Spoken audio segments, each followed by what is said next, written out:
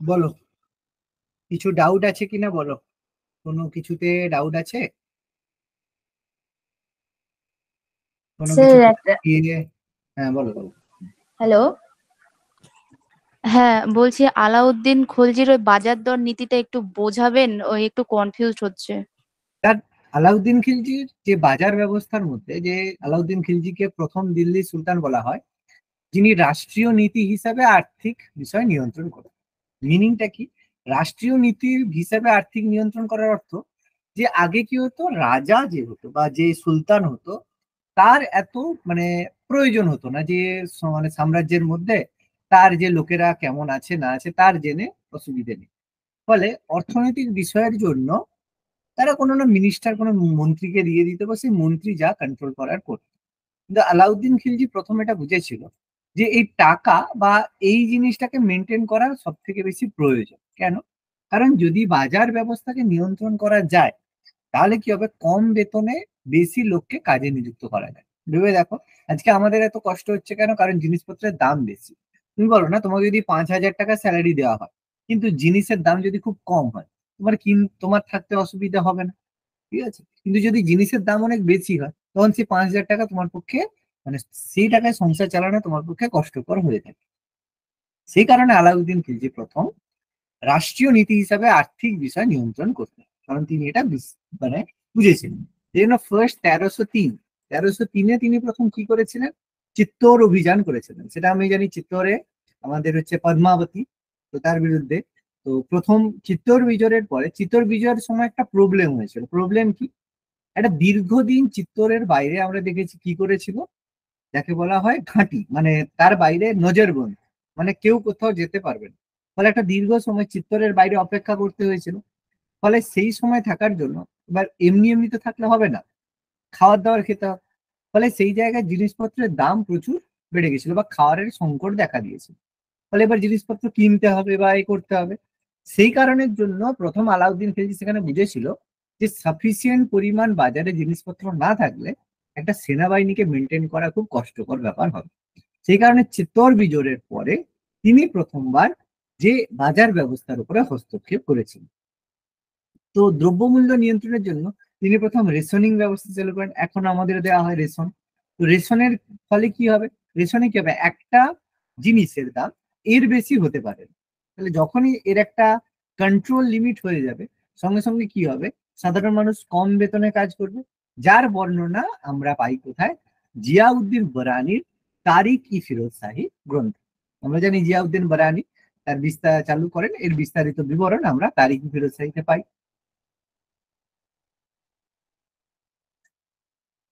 কার্তিক, কি এই জয়েন করলে?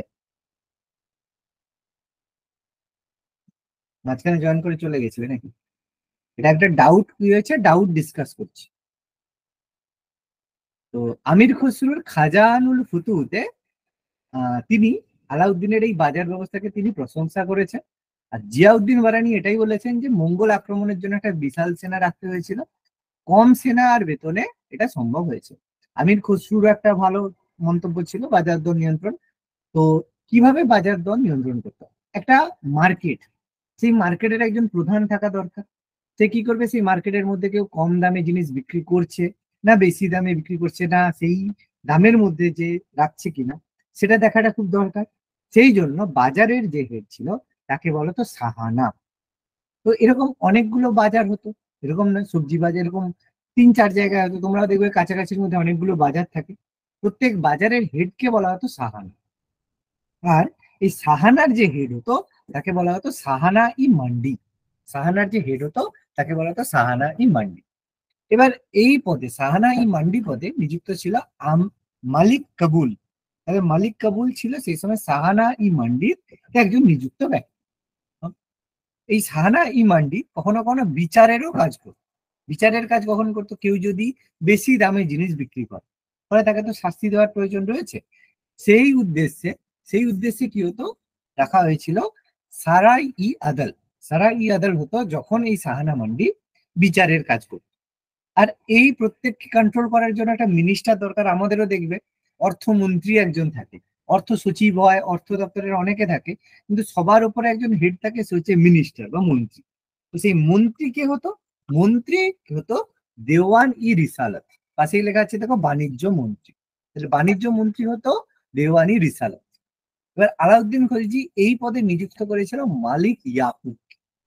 ঠিক আছে, মালিক ইয়াকুব এই বাজারের সর্বময় কর্তা ছিল। আর এই নতুন পদে নিযুক্ত করেছিল মালিক ইয়াকুবকে। আর এর আগে মালিক ইয়াকুব নাজির ছিলেন। নাজির মানে যে সেই সময় ওজন পরিমাপ করত, যে কোন জিনিস কতটা ওজন, মানে 1 কিলো বলতে কতটা ওজনকে 1 কিলো বলা, তখন 1 কিলো তো হতো না, সের হতো। ঠিক আছে, সেই সব ইউজ হতো। আলাউদ্দিন ছিল, আলাউদ্দিন এই জায়গায় আরেকটা পদ বানিয়েছিল মুহাতসিব, মানে সেন্সর। সেন্সর বলতে কি? সেন্সর কি হয়? সে নজরদারি করে। আমাদের কি হয় সেন্সর? সেন্সর কি করে যে এইটা নিয়ম অনুযায়ী চলছে কিনা, সেই কাজটা তাকে দেখতে হবে। তাহলে সেই পদটাও ইয়াকুবকে দিয়েছিল। ফলে ইয়াকুব, মালিক ইয়াকুব সেই সময় একটা গুরুত্বপূর্ণ বাজার দর, মানে বাজারের নিয়ন্ত্রণ করত।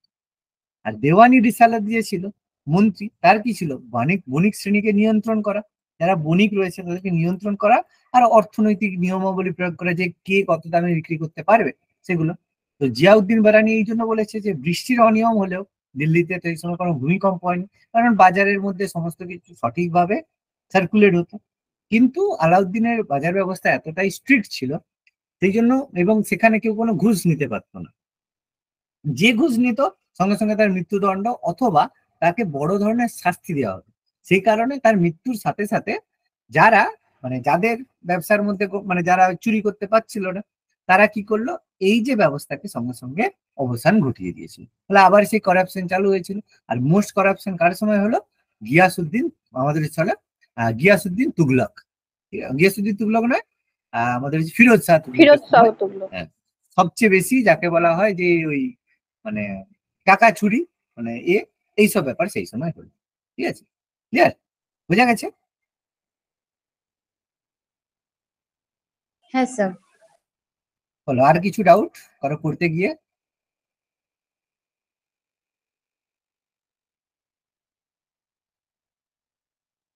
করতে গিয়ে আর কোনো কিছু জায়গায় কারো ডাউট আছে?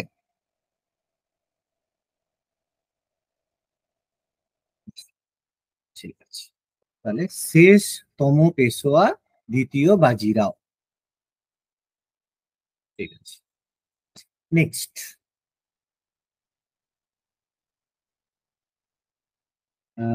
তারপরে বলো তো।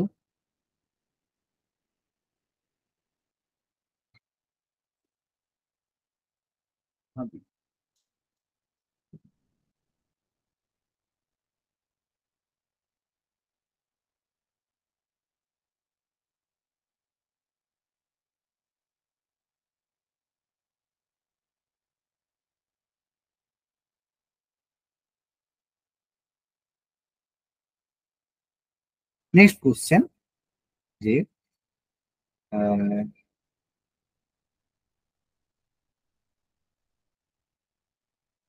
বেসিনের সন্ধি কত খ্রিস্টাব্দে স্বাক্ষরিত হয়?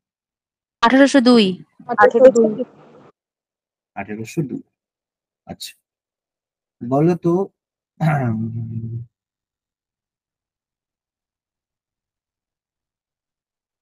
হায়দ্রাবাদের নিজাম কত খ্রিস্টাব্দে অধীনতামূলক মিত্রতা নীতি গ্রহণ করেন?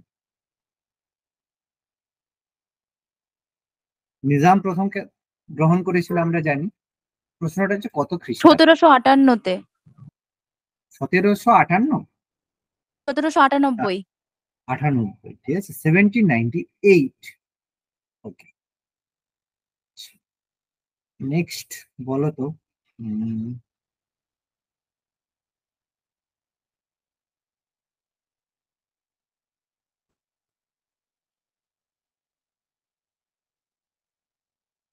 সর্বপ্রথম কোন রাজ্য সত্ত্ববিলোপ নীতির মাধ্যমে অধিকৃত হয়েছিল? সাতারা। সাতারা। কত খ্রিস্টাব্দে? সাতারা। ওকে, 1848। 1848। Very good. আচ্ছা, নেক্সট বলো, অযোধ্যা অধিকার করা হয়েছিল কোন আইনের মাধ্যমে? সত্যবিলোপ নীতি। কুশাসনের। ভেরি গুড, কুশাসনের অজুহাতে। এর সত্যবিলোপ নীতি নয়। আচ্ছা, কত খ্রিস্টাব্দে? 1856। 1856। Very good. আচ্ছা, নেক্সট বলো, অযোধ্যার শেষ নবাব কে ছিলেন?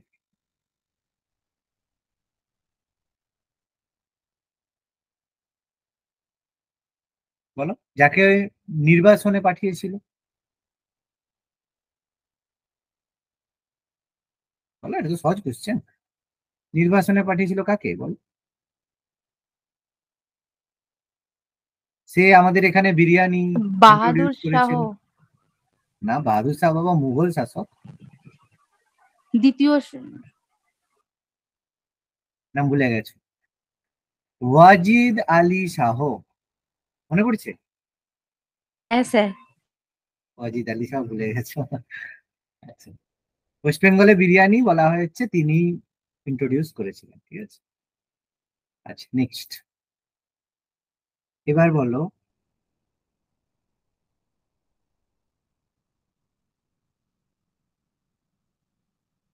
জেনারেল পোস্ট অফিস অ্যাক্ট কত খ্রিস্টাব্দে চালু করা হয়? 1856। 1856। আচ্ছা, যদি এই কোশ্চেনটাই করে, জেনারেল পোস্ট অফিস অ্যাক্ট কে চালু করেন? Lord Canning. Lord Canning. Very good.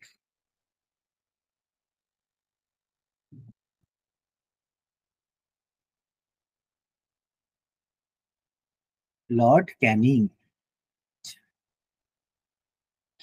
এবার বলো তো,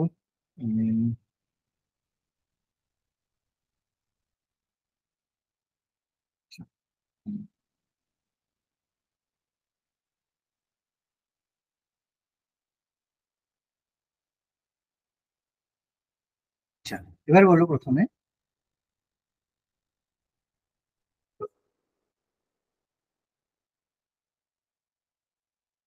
আচ্ছা, ব্যারাকপুরে কত তারিখে মহাবিদ্রোহের সূচনা হয়েছিল? 29শে মে 1857। 29শে 29শে মার্চ মার্চ। 1857। 29শে মার্চ 1857। Very good.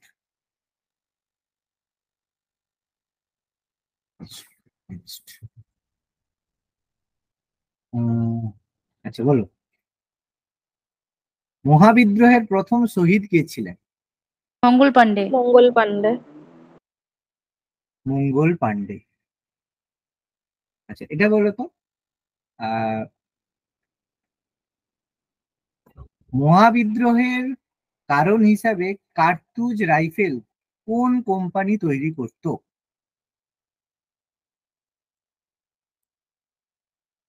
যে রাইফেলটা ছিল, তার মধ্যে যে এটা, সেটা কোন কোম্পানি তৈরি করত?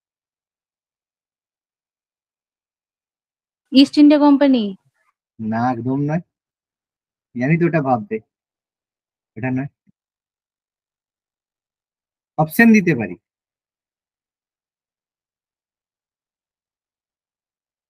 আচ্ছা, অপশন দিচ্ছি, green base, red base, brown base, black base. Brown base. কি মনে হয়, কোন কোম্পানি?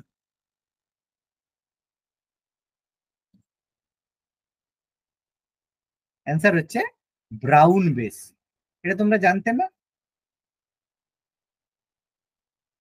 Brown base company. না স্যার। না স্যার, ছিল না তো। না, ওটা ছিল না। এবার এটা তো যাই হোক, সব তো আর নোটসে ছিল না। আচ্ছা, ঠিক আছে। নেক্সট। আচ্ছা, এবার বলো তো,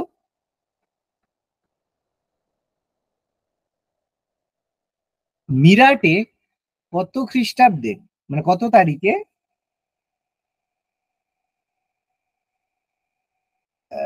সেনা ছাউনিতে বিদ্রোহ হয়? কত তারিখে? 10ই মে। 10ই মে। Very good. 10ই মে 1857। 10th May 1857।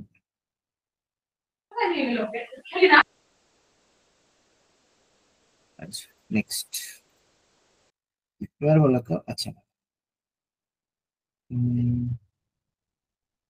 আচ্ছা বলো, কোন ব্রিটিশ জেনারেল কানপুর দখল করেছিল?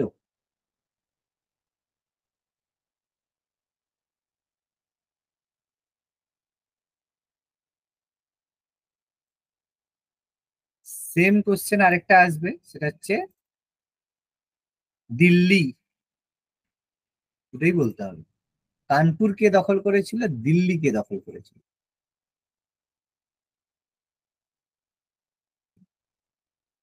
Delhi sir Hudson. দিল্লি, অবশ্যই ঠিক উত্তর, হাডসন। আর এ কি হবে তোমার, হচ্ছে কানপুর।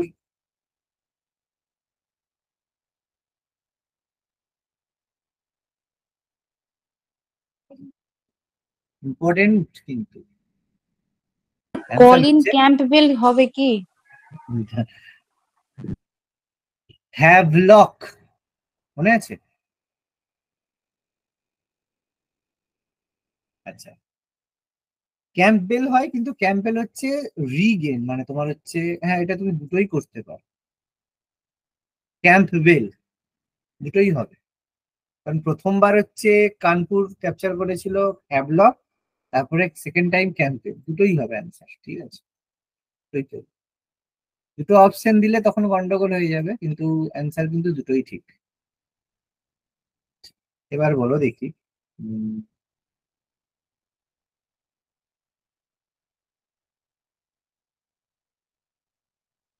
আচ্ছা, এবার বলো, মনিরাম দত্ত কোথা থেকে মহাবিদ্রোহের সূচনা করতেন? আসাম। আসাম থেকে। Assam, very good.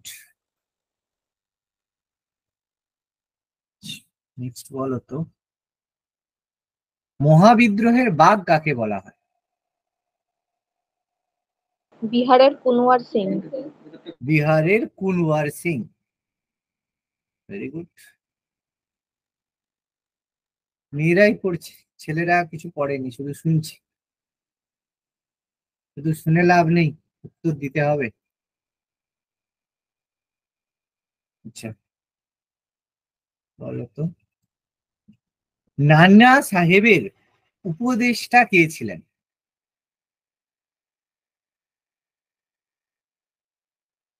আজিমুল্লাহ খান। ভেরি গুড, আজিমুল্লাহ খান।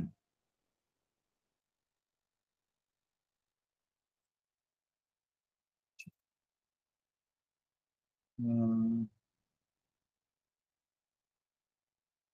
রোহিলখড় দখল করেছিলেন কোন ব্রিটিশ জেনারেল?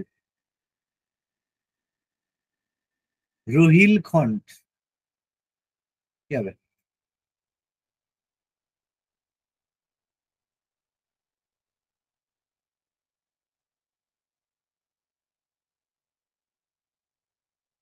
রোহিলখন্ড, যদি আরেকটা নাম বলি তাহলে বলে দিতে পারবে, Bareilly.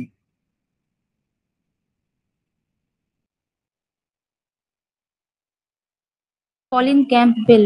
Very good, Colin Campbell.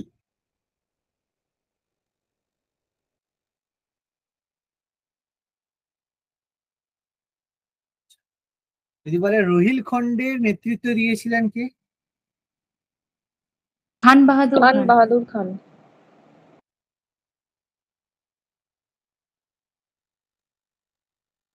Khan Bahadur খান।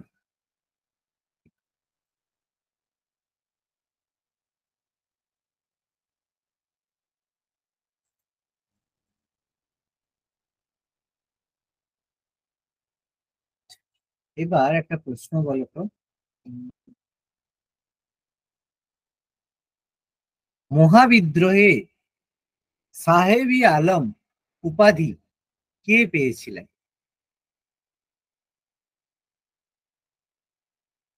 বখত খান। বখত খান, ঠিক আছে একদম। সাহেব ই আলম কে দিয়েছিল? দ্বিতীয় বাহাদুর শাহ। বাহাদুর শাহ।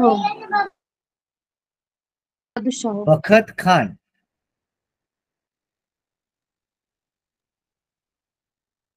দ্বিতীয় বাহাদুর শাহ এই উপাধি দিয়েছিলেন। Very good. নেক্সট,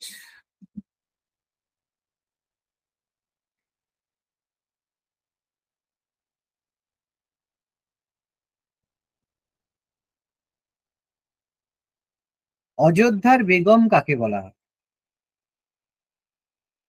হযরত মহল। হযরত মহলকে। বেগম হযরত বেগম মহল। হজরত মহল। Very good. কে ছিল বেগম হজরত মহল? সিপাহী বিদ্রোহের একজন মহিলা নেতা। আর আর কোনো আইডেন্টিটি নেই? আর ওই যে একটা কার ওয়াজিদ আলী শাহের ছিল, ওয়াজিদ আলী শাহর ওয়াইফ ছিল। ওয়াজিদ আলী শাহের স্ত্রী ছিলেন। Very good. বাহ। Okay, next.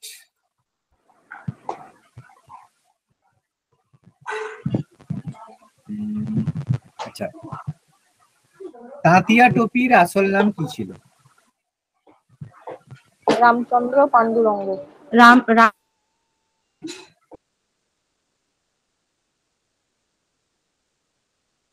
Ramchandra Pandurang. Very good.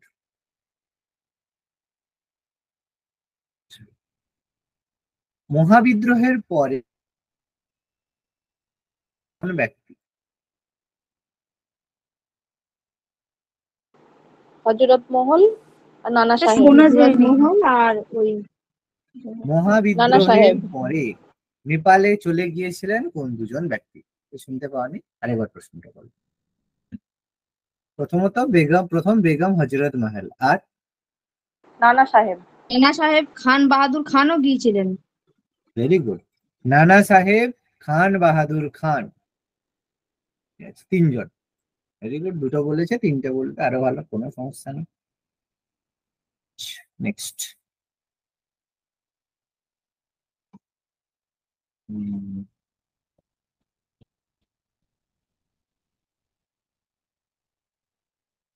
আচ্ছা বলো, রানী লক্ষ্মীবাইয়ের মৃত্যু হয় কোন যুদ্ধে? কালপির যুদ্ধে। গোয়া ব্যাটেল অফ কালপি। কালপির যুদ্ধে। Very good, very good. আচ্ছা, যদি কোশ্চেন, আচ্ছা ভেরি গুড, এখানে একটা কোশ্চেন করি। কালপির যুদ্ধ কোন দুর্গে হয়েছিল? গোয়ালিয়র দুর্গ। গোয়ালিয়র দুর্গ। বাহ। গোয়ালিয়র দুর্গ। Okay.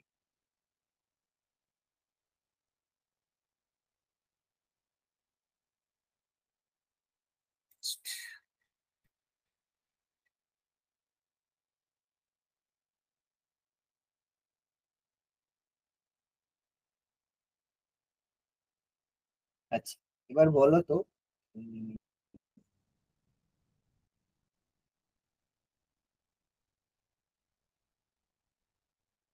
মহাবিদ্রোহকে একটি জাতীয় বিদ্রোহ বলেছেন কে? বীর সাভারকার। রমেশচন্দ্র বলো। ইসরায়েলি। ডিসরেলি।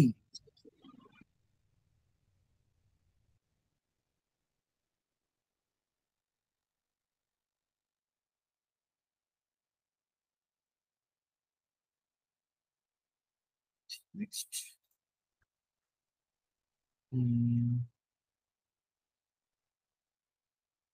আচ্ছা,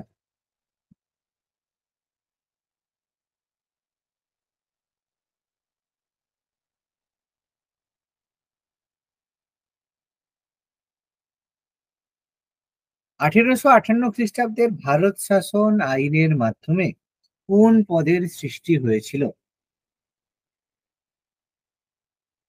ভাইসরয়। ভাইসরয়। ইসরায়েল।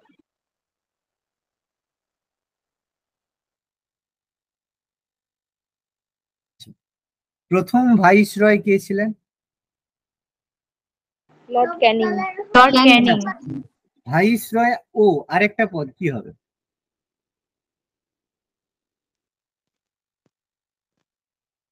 ভাইসরয় ছাড়া আর কি পদ হয়েছিল?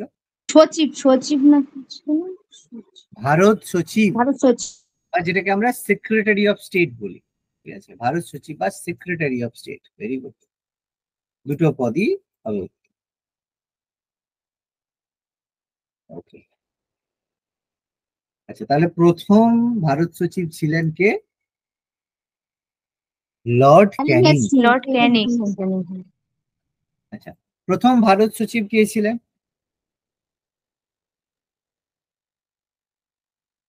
আল স্ট্যানলি। বা এতক্ষণ পর এনামুলের একটা গলা পাওয়া গেল। আল স্ট্যানলি। মেয়েরা চুপ করতে, ছেলেরা একটু কথা বলতে পেলো।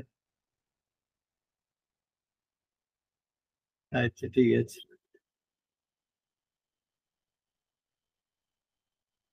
আল স্ট্যানলি। আচ্ছা, নেক্সট বলো তো।